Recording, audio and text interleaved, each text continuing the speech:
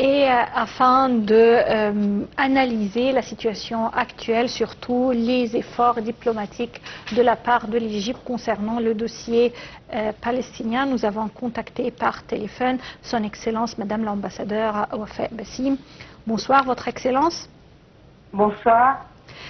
Quand on parle de la situation actuelle dans la bande de Gaza, loin de la situation humanitaire détériorée, on parle diplomatie, on parle effort de l'Égypte. On doit dire que l'Égypte a vraiment l'expérience dans le domaine des négociations, surtout avec Israël. En fait, l'Égypte était le seul pays qui a eu pour parler des négociations allongées avec Israël qui se sont terminées en faveur de l'Égypte. Alors, l'Égypte a vraiment tous les atouts afin de mener cette médiation. Mais pour arriver à une solution, il y a toujours les contraintes de la situation sur le terrain.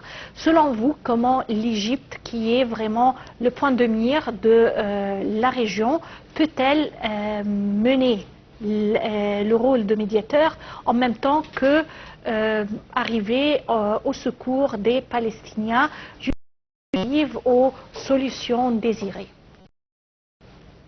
Comme on le voit bien, l'Égypte est totalement engagée dans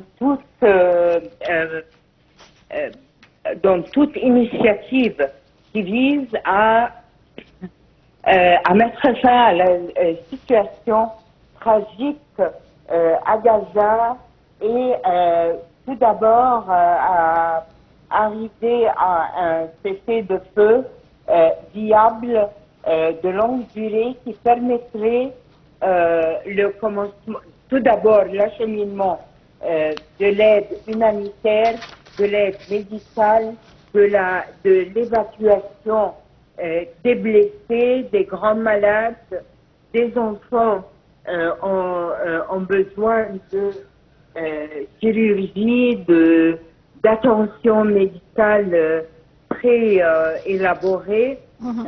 Tout cela est très important aussi, l'évacuation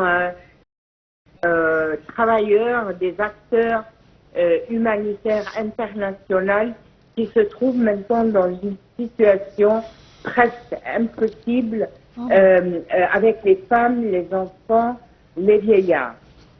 Aussi, le cessez-le-feu permettrait quand même l'échange aussi des otages qui sont à Gaza contre les prisonniers palestiniens dans les prisons israéliennes et aussi qui souffrent de conditions très déplorables. Oui, c'est vrai. D'autre part, l'acheminement de l'aide est le point le plus important sur lequel se base tout pour parler et aussi toute négociation ainsi que la trêve certainement. Oui.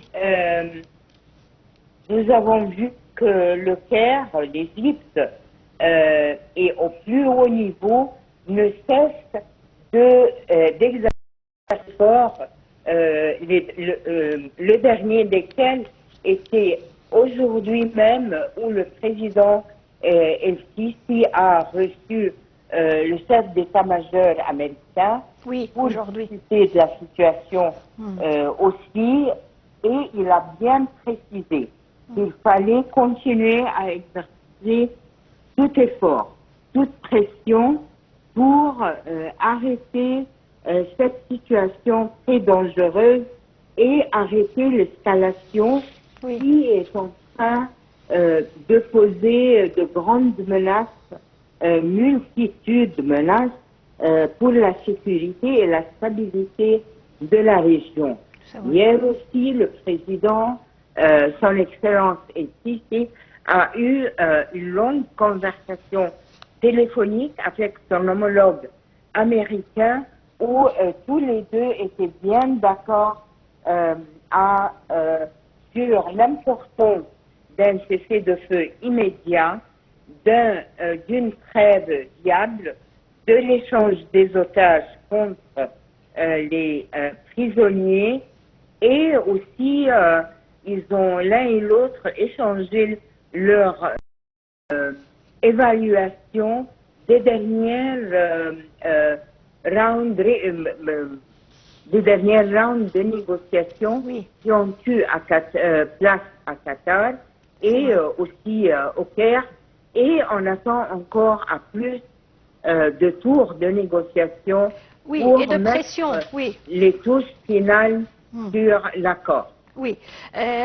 Madame l'ambassadeur Wafa Abbassi, ministre adjoint au ministère des Affaires étrangères, je vous remercie infiniment pour ces explications. Et on continue avec toujours notre analyse de la situation actuelle avec le président Abdel Fattah el-Sisi et le président américain Joe Biden qui avaient souligné lors d'un appel téléphonique vendredi l'urgence de conclure l'accord de cessez-le-feu et de libération des otages dans le cadre de la proposition globale de transition actuellement sur la table qui permettrait de libérer les otages, d'apporter une aide vitale aux civils palestiniens de Gaza et de désamorcer les tensions régionales. Un commentaire.